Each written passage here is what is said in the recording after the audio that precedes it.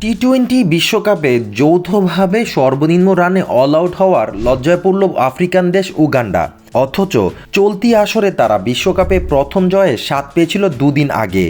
সেই শুভক্ষণ বিস্তৃত হলো বড় ধরনের ব্যবধানের হারে। ওয়েস্ট ইন্ডিজের দেওয়া 174 রানের লক্ষ্যে খেলতে নেমে উগান্ডা মাত্র 39 রানেই গুটিয়ে যায়। ফলে 134 রানের দ্বিতীয় সর্বোচ্চ বড় ব্যবধানে জিতল বিশ্বকাপের আয়োজকরা। গায়ানার প্রেসিডেন্টস স্টেডিয়ামে আগে ব্যাট করতে নেমে ক্যারিবীয়রা ঠিক টি-20 মেজাজে ছিল না। যদিও শেষ দিকে আন্দ্রে রাসেলের ঝড়ো ব্যাটিংয়ে 173 রানের লড়াকু পুঁজি পেয়ে যায় স্বাগতিকরা। সেই রান তারাই করতে নেমে আকিল হোসেনের ঘূর্ণিতেই কুপকাত হয়ে যায় উগান্ডা। তার 5 শিকারে তারা গড়েছে সর্বনিম্ন রান করার লজ্জার রেকর্ড।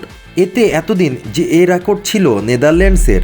শ্রীলঙ্কার বিপক্ষে 2014 আসরে চট্টগ্রামের ডাচরা মাত্র 39 রানে গুটিয়ে গিয়েছিল।